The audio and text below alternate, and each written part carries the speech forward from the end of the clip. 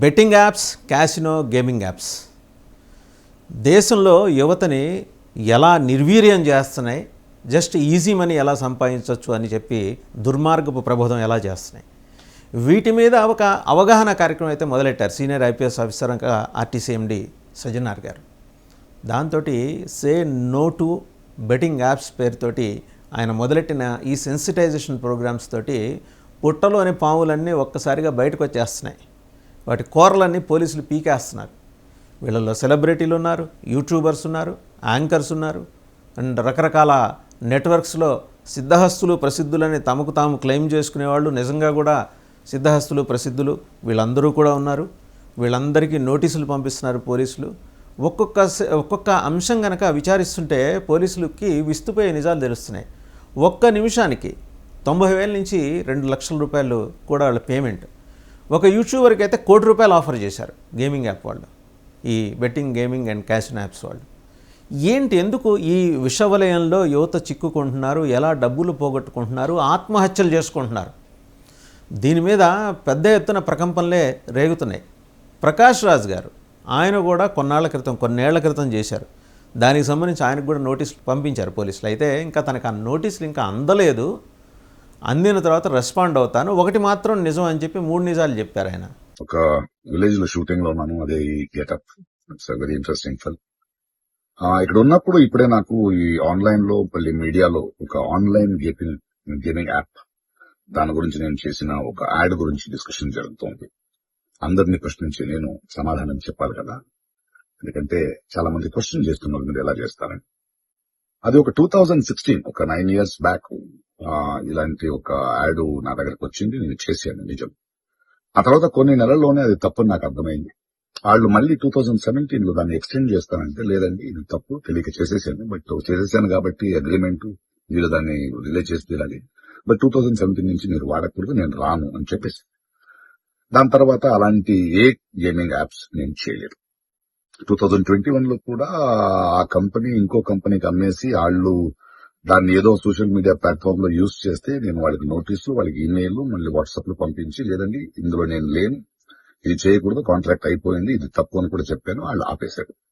ఇప్పుడు అది మళ్ళీ రీక్ అయింది. దానివల్ల ఈ సమాధానం పోలీస్ డిపార్ట్మెంట్ నుంచి నాకు ఇంకా ఇది రాలేదు. వస్తే వాళ్ళకి నేను సమాధానం చెప్తాను, బట్ మీకు సమాధానం చెప్పాల్సింది నా బాధ్యత. So 2017, 9 years back for 1 year contract నేను చేసింది నిజం.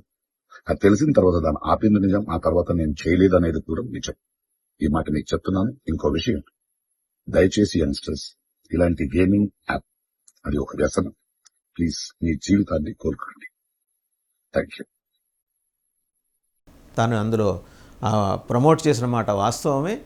బట్ దానికి సంబంధించిన చట్టాలు కానీ లేకపోతే దానికి సంబంధించిన వ్యవహారం కానీ తనకు తెలియకపోవటం వల్ల అప్పుడు ప్రమోట్ చేశాను, ఎప్పుడైతే తెలిసిందో అది ఆపేశాను అని కూడా ఆయన చెప్పారు.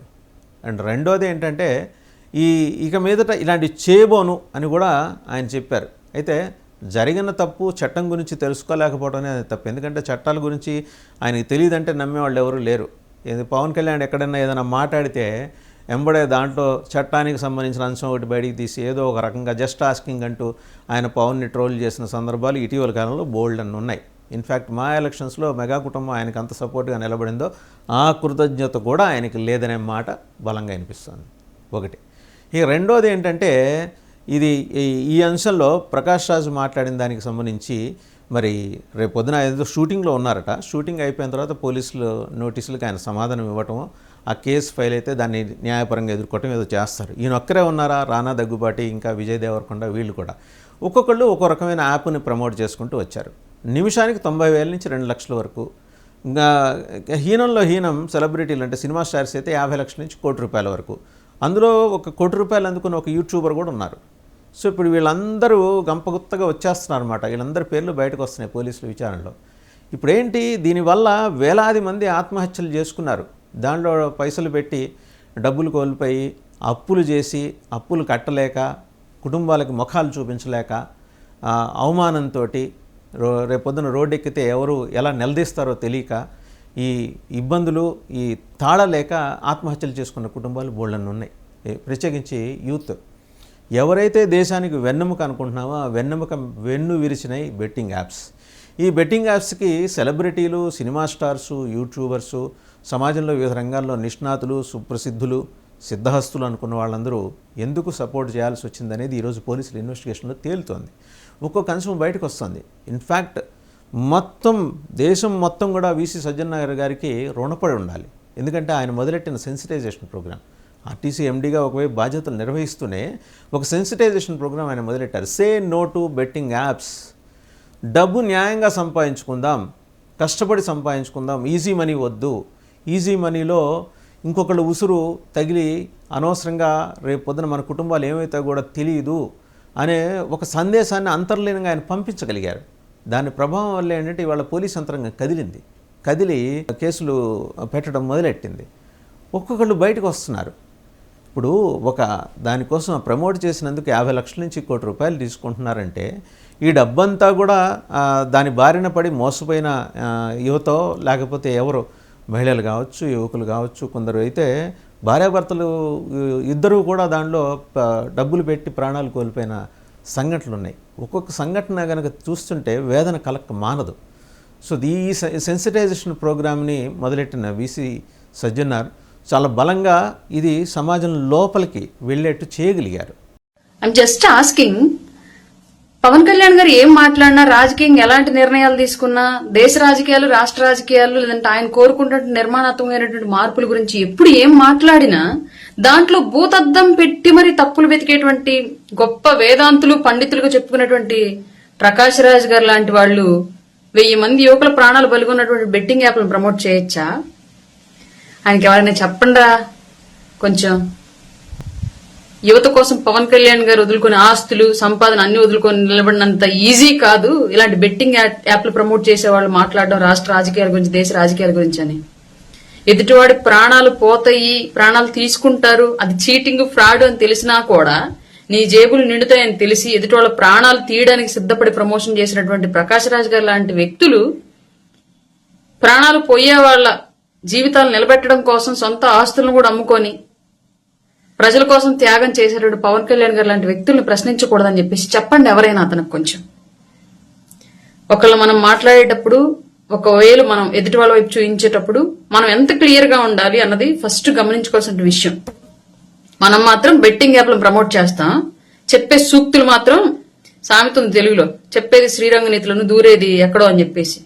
అట్లా ఉంది ప్రకాష్ రాజ్ గారి యొక్క వ్యవహార శైలి. వాళ్ళు పోలీసులు నోటీసులు ఇచ్చారు. రానున్న రోజులు ఇంకెన్ని నోటీసులు వస్తాయో, ఎలాంటి ఇష్యూస్ లో నోటీసులు వస్తాయో ఫస్ట్ మనం శుభ్రంగా చేసుకుని తర్వాత పక్క వాళ్ళని ఏలెత్తి చూపించే ప్రయత్నం చేద్దాం. ప్రకాష్ గారు, ఐఎమ్ జస్ట్ ఆస్కింగ్ అంతే. పోలీసుల ఈ దర్యాప్తులో ఒక్కొక్కళ్ళు ఒక రకంగా రెస్పాండ్ అవుతున్నారు. యాంకర్ శ్యామల మాట్లాడారు, వైసీపీ అధికార ప్రతినిధి ఆవిడ మాట్లాడారు. ఆవిడ మాట్లాడమే కాకుండా ఆవిడ వాట్సాప్ గ్రూపుల్లో ఈ తప్పు లేకపోతే ఈ పొరపాటు ఏదో నేను ఒక్కదాన్నే చేశాను అనుకున్నారు, వీళ్ళందరూ ఉన్నారని చెప్పేసి మిగిలిన వాళ్ళ లిస్టు కూడా ఆవిడ షేర్ చేస్తుంది. సరే, అంటే ఇది ఒక రకమైన సరదా, సంతోషం. నేను ఒక్కడలే కాదు కదా, వాళ్ళందరికీ ఏమవుతుందో నాకు కూడా అదే అవుతుందండి. ఇక్కడ ఎవరి కేసు వాళ్ళే వాదించుకోవాలి, ఎవరి సినిమాకి వాళ్ళే ఆడియన్స్ని తెచ్చుకోవాలి. సో ఇక్కడ స్పష్టం, ప్రకాష్ రాజు వివరణ ఇచ్చుకున్నారు. ఇంత చేటు బహిరంగ వివరణ ఈ మధ్య కాలంలో అయితే ప్రకాష్ రాజు ఎక్కడ ఇవ్వలేదు. పవన్ కళ్యాణ్ మీద దుమ్మెత్తిపోయటానికి ఒంటికాల మీద లేచే ప్రకాష్ రాజు గారు ఇవాళ బయటకు వచ్చి ఇంత సుదీర్ఘమైన వివరణ అటు ఇంగ్లీష్లోను ఇటు తెలుగులోను ఇచ్చారంటే దాని అర్థం చివరిలో మళ్ళీ సందేశం కూడా ఇచ్చారు ఆయన, say no to betting apps. Okay, జరిగిన తప్పేదో పొరపాటేదో తనకు తెలియకుండా జరిగింది, తనకు అది చట్టపరంగా అది తప్పు అని తెలుసుంటే తను యాక్ట్ చేసి ఉండేవాడిని, దాన్ని ప్రమోట్ చేసి ఉండేవాడిని కాదు అనేది ఆయన వివరణ. రైట్, మీ వివరణే అందరూ ఇస్తారు రేపు పొద్దున ప్రకాష్ రాజ్ గారు. But that is not the answer. రేపు పొద్దున ఇలాంటి సంఘటనలు వాళ్ళు అడిగేదేంటి, బాధిత కుటుంబాలు అడిగేదేంటి, మేము పోగొట్టుకున్న డబ్బంతా తిరిగి వాళ్ళకి చెల్లించడం. పోలీసులు అది చేయగలరో లేదో, చట్టపరంగా దానికి ఉండే చిక్కులేంటో తెలియదు. మొత్తానికి ఏంటంటే వసూలు అయితే చెయ్యాలి. బెట్టింగ్ యాప్స్ కారణంగా వేలాది కుటుంబాలు ఎంత పోగొట్టుకున్నాయో అంత పోగొట్టుకున్నది ఈ సోషల్ మీడియా ఇన్ఫ్లుయెన్సర్స్ దగ్గర నుంచి, యూట్యూబర్స్ దగ్గర నుంచి, సెలబ్రిటీల దగ్గర నుంచి, సినిమా స్టార్స్ దగ్గర నుంచి వసూలు చేసి తీరాల్సిందే అనే ఒక డిమాండ్ చాలా బలంగా వస్తుంది. ఆత్మహత్యలు చేసుకున్న కుటుంబాలకి డబ్బులతోటి పరిహారం చెల్లించేస్తే వాళ్ళు వెనక్కి రారు కదా. ఆత్మహత్యలు చేసుకున్న వాళ్ళు, ప్రాణాలు కోల్పోయిన వాళ్ళు తిరిగి ప్రాణాలతో వాళ్ళ ముందు ఉండరు కదా. ఎంత లాస్, ఎన్ని కుటుంబాలు ఛిద్రమయ్యాయి, ఎన్ని వ్యవస్థలు అస్తవ్యస్తమయ్యాయి. వీటన్నిటికీ సమాధానం సంజాయిషి కూడా ఇచ్చుకోవాల్సిన పరిస్థితి ఈ 4 సెక్టర్లకి చెందిన వాళ్ళు, సెలబ్రిటీలు, సినిమా స్టార్స్, యూట్యూబర్స్, అలాగే ఇంకా వివిధ రంగాల్లో నిష్ణాతులుగా ఉన్న వాళ్ళందరూ కూడా సమాధానం చెప్పాలి, సంజాయిషి చెప్పాలి. చెప్పి వాళ్ళు ఓపెన్గా ప్రజల ముందుకు వచ్చి క్షమాపణ చెప్పడంతో పాటు తాము సంపాదించింది, దీని ద్వారా సంపాదించింది ఏదైనా ఉంటే అది వాపసు ఇచ్చేయాలి, ప్రభుత్వ ఖజానానికి వాపసు ఇచ్చేయాలి. ఈ డిమాండ్ చాలా బలంగా అనిపిస్తుంది. థ్యాంక్స్ టు విసి సజ్జనార్ గారు. ఎందుకంటే ఆయన చేయబట్టి ఇక్కడ దాకా కదిలికి వచ్చింది. పోలీసులు కదిలారు. ఎక్కడెక్కడోళ్లకో ఉత్తర భారతదేశానికి చెందిన వాళ్ళకి కూడా నోటీసులు పంపించారు. చూద్దాం ఈ ఒక సంస్కరణ, ఒక సీనియర్ ఐపీఎస్ ఆఫీసర్ మొదలెట్టిన ఈ సంస్కరణ ఎటువంటి సత్ఫలితాలు ఇస్తుందో.